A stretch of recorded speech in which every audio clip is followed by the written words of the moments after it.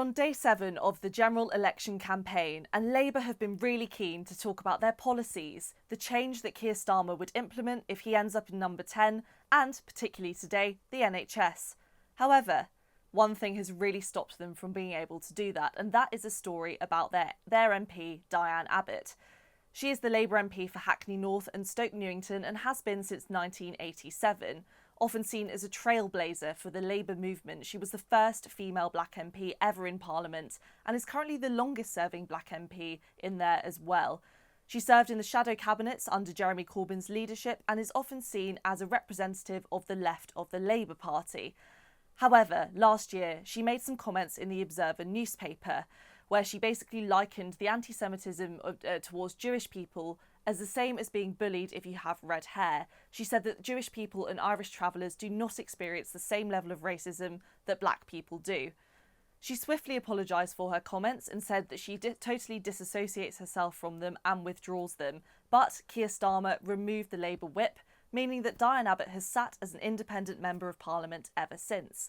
Now, there's been an ongoing investigation into her comments ever since the Labour whip was withdrawn. For weeks and weeks, senior members of the Labour Party, when pressed about whether or not Diane Abbott will be able to make a return to their party, have said that they must wait for the investigation to come to a close. However, it was revealed earlier this week that the investigation had already come to a close, leaving a big question mark over what would happen to Diane Abbott and what the findings of the investigation were. After the revelation that the investigation into her comments had closed, further pressure was put on Labour leader Sir Keir Starmer to make a decision about the MP's future. Would she stay as an MP? Would she be an independent? Or would she be a member of the Labour Party once more as she began her parliamentary career? There were reports yesterday that the Labour whip would be returned to Diane Abbott, something which was confirmed today for sure. But there is still one big question mark, and that is whether she'll be allowed to stand as a Labour MP at the general election. We've had some very mixed messaging today. We heard this morning that Diane Abbott had confirmed she would not be allowed to stand as a Labour MP, but just a few hours later, Sir Keir Starmer said that this wasn't true and that he had not made his decision yet. Earlier on Times Radio, Wes Streeting, Shadow Health Secretary, spoke about the situation and said he didn't feel super comfortable. Well, I'm not responsible for the process. It's independent of politicians. What I am responsible for is Labour's position on the NHS. Do you feel comfortable with it, though, Wes Streeting? Do you feel comfortable about what's happened here with Diane Abbott? No, not particularly. I think this has gone on for a very long time. But, I'm here this morning to talk about the NHS waiting lists and what we do about them. Do you think she's owed?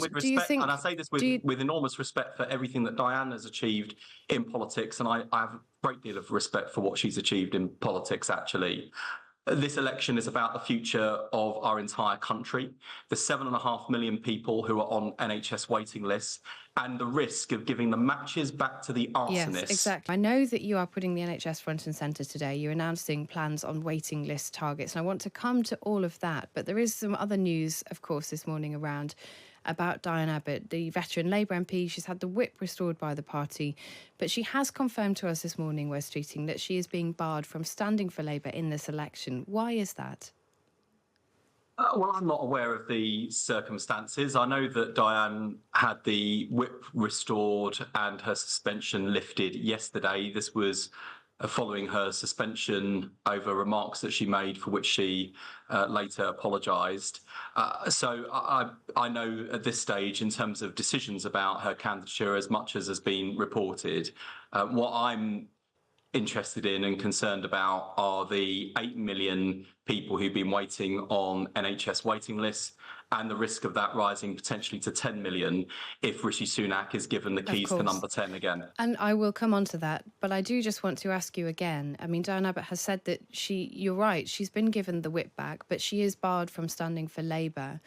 There are some quite serious questions about the process here. She was asked to do an anti-Semitism awareness course, which she completed in February. As early as recently as a couple of weeks ago, we were told that process was still ongoing. It turns out now that was not correct. It feels like something has gone wrong here with the process around Diane Abbott. She's not been treated particularly well by the party. Would you agree with that? I'm not responsible for the process. It's independent of politicians.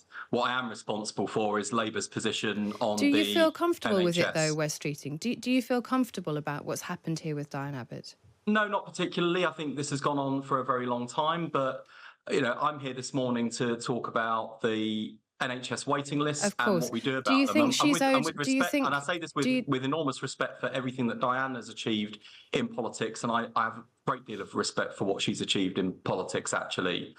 This election is about the future of our entire country, the 7.5 million people who are on NHS waiting lists, and the risk of giving the matches back to the arsonists Yes, exactly. who have led the NHS to the worst crisis in its history. And we will come on to talk about that at length. I want to ask you finally, do you think Diane Abbott is owed an apology by the Labour Party? Well, Diane rightly apologised for the comments that she made that led to her suspension. As to the process, I think those questions are better directed to people responsible for the process. And I think it's best that we wait for all of the facts to emerge about the decision-making in this case, which I've not been involved in, have no responsibility for. And I'm here to talk about the 7.5 million people who are on NHS waiting lists. And Wes Streeting isn't the only person to express his concern about the way this has been handled. Lots of Diane Abbott's allies have expressed the same sentiment, showing that it's MPs across the political spectrum who feel united in this. Diane Abbott and her comments have divided a lot of people. Lots of people saying that she's been treated unfairly, but others saying that her comments were simply too bad to be forgiven. And why has this all taken so long? Well, lots of Keir Starmer's critics are saying that this is part of his big purge of the left of the Labour Party. They are saying that Diane Abbott has been treated unfairly just because she is a close ally of Jeremy Corbyn and she stands for that political point.